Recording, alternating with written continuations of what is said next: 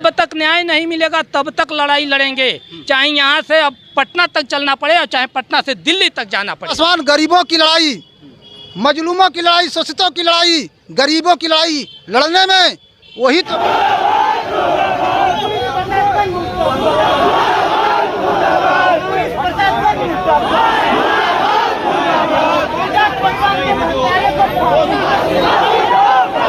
Belong करते हैं उसी पार्टी के जो है अभी जो जितना भी संगठन है यहाँ पर भी उनका सरकार है, उत्तर प्रदेश में भी सरकार है, जिस पार्टी का राष्ट्रीय अध्यक्ष जो हैं, लेकिन जो है उनका भी सरकार यहाँ पर, लेकिन न्याय नहीं मिल पा रहा है आप लोगों का। नक्सलाइट थे तो फिर कैसे ये बरी थे, वो तो किसी के पास कोई साक्ष्य नहीं है तो वही ना कर रहे। सरकार में जब राजनेता सुरक्षित नहीं है तो आम जनता सुरक्षित नहीं है। आजाद पासवान एक लड़ाई लड़ने वाला, हकों वालों के हकदार देने के लिए वो हमेशा आवाज़ उठाया है। इसी संविधान से आज दलित शोषित वंचित समाज के लोग, पिछड़े गए समाज के लोग आज बोलना सीख गए, चलना सीख गए। तो इस वक्त हम बक्सर जिला में हैं। बक्सर जिला में ऐसे ही कुछ डीएम कार्यालय का जो है, समाहरणालय का जो है घेराव करने के लिए जो है सुहलदेव पार्टी के जितने भी लोग हैं और गए हुए थे। आपको बता दें कि आजाद पासवान जी का हत्या, निर्मम हत्या हुआ था, उसी पार्टी के जो है प्रदेश अध्यक्ष थे सुहलदेव भारतीय समाज पार्टी का जो है प्रदेश अध्यक्ष थे।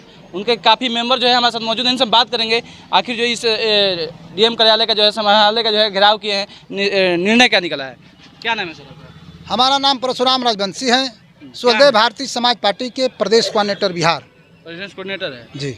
अच्छा, क्या कहिएगा, आजाद पासवान जी के आपके प्रदेश अध्यक्ष थे जी, उनका निर्मम हत्या किया गया, आज आप लोग समाहरणालय का घेराव किए हैं, क्या क्या मांग हुआ है? क्या आज सुहलदेव भारतीय समाज पार्टी के दलित प्रकोष्ठ के प्रदेश अध्यक्ष आजाद पासवान जी, ये सरकार में जो नीतीश के सरकार में जब राजनेता सुरक्षित नहीं है तो आम जनता सुरक्षित नहीं है, इसलिए गरीब शोषित वंचित समाज के लोगों ने आजाद पासवान जी का, जब भी ये समाज के लोग आजाद, इनके ऊपर कोई आफत उल्फत आता था, आजाद पासवान जी के कानों तक अगर सुनाई देता था कि किसी के सामंतवादी ने घर उजाड़ दिया, किसी के सामंतवादी ने किसी से मजदूरी करा कर उसका मजदूरी नहीं दिया, किसी सामंतवादी ने किसी का कहने पर कुछ काम नहीं किया, उसको मार दिया जाता था। इसलिए आजाद पासवान जी के गरीबों की आवाज़ उनके कानों तक सुनाई देता था। व्यक्तित्व कैसा था उनका आजाद पासवान? आजाद पासवान गरीबों की लड़ाई, मजलूमों की लड़ाई, शोषितों की लड़ाई, गरीबों की लड़ाई लड़ने में वही तो बात मैं बता रहा हूँ हमारे चैनल के भाई साहब, कि वही तो बात बता रहा हूँ कि उनके आवाज़, उनके कान तक आवाज़ गरीबों का जाता था। किसी बेटी बहनों के ऊपर अत्याचार जुल्म होता था, अगर आजाद पासवान जी के यहाँ उनकी आवाज़ चला जाता था कि नहीं ये तरह के जुल्म हो रहा है, आजाद पासवान एक आवाज़ बन करके जाते थे और उनको समझाने का काम करते कि देखो ये सब बाबा साहब भीमराव अम्बेडकर जी का ये लिखा हुआ संविधान है कि सबको स्वतंत्र है रहने का, जीने का, चलने का, बोलने का, लड़ने का, तो किसी दलित शोषित वंचित पिछड़े गए समाज के ऊपर अत्याचार मत करो, और नहीं तो हम लोग बाबा साहब भीमराव अम्बेडकर जी के संविधान के तहत आपसे लड़ाई लड़ने का काम। बक्सर का आज घेराव किए हैं, क्या डिसीजन निकला है उसमें? यही बाबा साहब भीमराव अम्बेडकर साहब जी का ये बनाया हुआ संविधान है। इसी संविधान से आज दलित शोषित वंचित समाज के लोग, पिछड़े गए समाज के लोग आज बोलना सीख गए, चलना सीख गए। क्या निकला है डिसीजन? जो हम लोग को आज आजाद पासवान जी के जो निर्मम हत्या किया है, जो गोली मारने का काम किया है, उनको नामजद करने का आजाद पासवान जी अपने जीते जागते करके गए हैं। उनका हम लोग विज्ञापन दिए हैं, एसपी साहब जी के माध्यम से, उनके प्रतिनिधि के माध्यम से ये आया है कि उसको हम तत्काल वो बेईमानों को अगर नहीं गिरफ्तार होते हैं तो उनके यहाँ हम लोग कुर्की का वारंट जारी करके उनको कुर्की कराने का काम करेंगे, और नहीं तो उनके घर में असुरक्षित अभी है, उनके लिए लाइसेंस जारी, उनका पूरा परिवार को लाइसेंस देने के लिए हमारे प्रशासन के लोग कहे हैं, और नहीं तो उनको 50,000 का मुआवजा आजाद पासवान जी के 50 लाख का मुआवजा आजाद पासवान जी के परिवार को। ये बताइएगा, जिस पार्टी से आप बिलोंग करते हैं उसी पार्टी के जो है अभी जो जितना भी संगठन है यहाँ पर भी उनका सरकार है, उत्तर प्रदेश में भी सरकार है, जिस पार्टी का राष्ट्रीय अध्यक्ष जो हैं, लेकिन जो है उनका भी सरकार यहाँ पर, लेकिन न्याय नहीं मिल पा रहा है आप लोगों का। आज वही न्याय के लेकर के हमें दिन हो गया, न्याय क्यों नहीं मिल पाया? इसीलिए हम लोग आए हैं कि आप जो हम लोग जिसके सरकार में हम लोग हैं, उस जो आतंकवादी हैं, जो उग्रवादी हैं, जो मारने आजाद पासवान जी को मारने का काम किया है, वो किसी पार्टी दल का नहीं है, वो स्वतंत्र हो, उसी तरह पाल पोस करके वो काम करता है।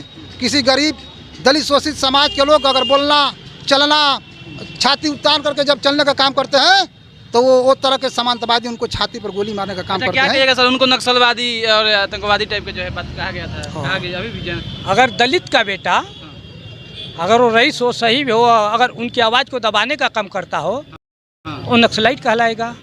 और वही लोग गरीबों के ऊपर अत्याचार करेंगे, उनकी बहन बेटियों के साथ इज्जत लूटेंगे तो वो लोग जो है महान कहलाएंगे, वो नक्सलाइट कहलाएगा।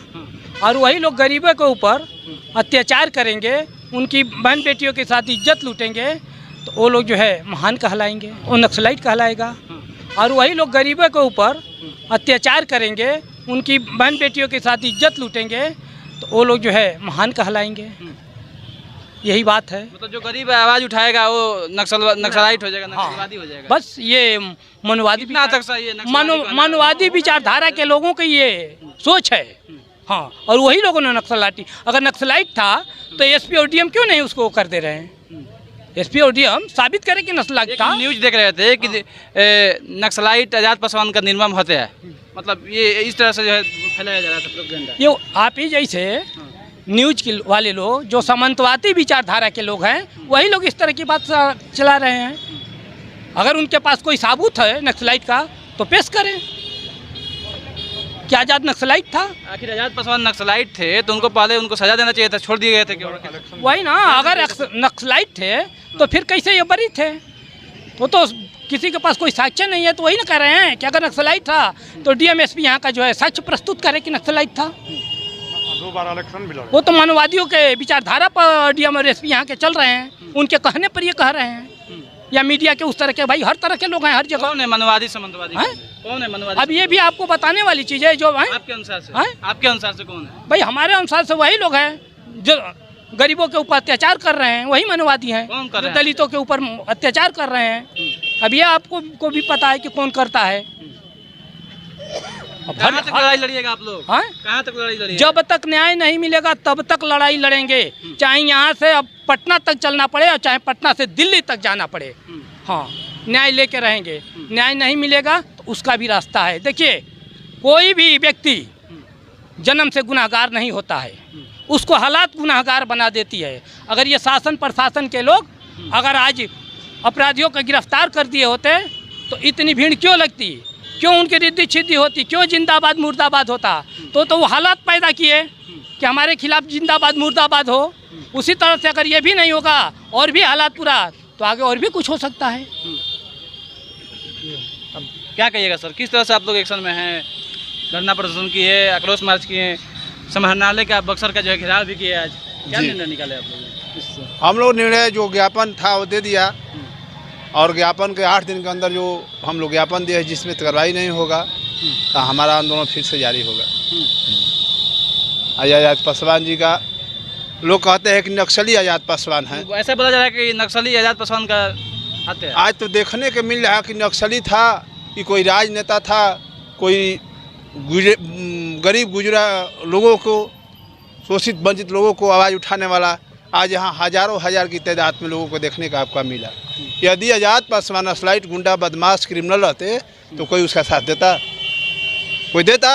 आज ये भीड़ साबित कर दिया कि नहीं, आजाद पासवान एक लड़ाई लड़ने वाला, हकों वालों के हकदार देने के लिए वो हमेशा आवाज़ उठाया है, और उठाते उठाते आज यहाँ तक आए हैं। जो आजाद पासवान जी स्वल्द भारतीय समाज पार्टी के दलित प्रकोष्ठ का अध्यक्ष थे, आज देखने का आपको मिला कि हमारे स्वल्द भारतीय समाज पार्टी के साथ साथ अन्य पार्टी दल और लोगों आए थे, क्योंकि आजाद पासवान एक जाति और एक पार्टी की नहीं, वो हर समाज, हर दबे कुछ लोगों को आवाज़ उठाकर और उसको मान सम्मान अधिकार दिलाने का काम। आप ही के पार्टी की सरकार है और मंत्री भी हैं, आपके राष्ट्रीय अध्यक्ष जी जो हैं उत्तर प्रदेश से जुड़े हुए हैं, उन्हीं का सरकार है अभी बिहार में भी। लेकिन इतना दिन हो गया, अभी कोई कार्रवाई नहीं हुआ। क्या कर रहे हैं हम लोग तो राष्ट्रीय अध्यक्ष क्या कर रहे हैं उत्तर प्रदेश में? राष्ट्रीय अध्यक्ष तो अपना काम कर रहे हैं और हमारी पार्टी भी काम है। दिन के अंदर में है अपराधी। आप सुनिए, अपराधी पकड़ाए गए। यहाँ जो उसको सदस्य है, जो उसको विधायक MP लड़ने वाला है, जो लोग उसको नेता हैं, उसको ये होना चाहिए, आवाज़ उठाए, मुख्यमंत्री तक आवाज़ बढ़ाना चाहिए कि नहीं, स्वल्द भारतीय समाज पार्टी के सहयोगी दल के एक आजाद पासवान का प्रदेश का नेता था, उसका हत्या हुआ है और मुख्यमंत्री के कानून तक जाना चाहिए। लेकिन वो लोग चटुआ हैं, यहाँ तक बात नहीं आगे फैला दे रहे हैं। तो हम लोग का प्रतिज्ञा है कोई पार्टी वाला फैलाए चाहे ना फैलाए, स्वल्द भारतीय समाज पार्टी ये सरकार को अल्टीमेटम देकर बक्सर जिला से हम लोग पूरे प्रदेश को खबर दिया है।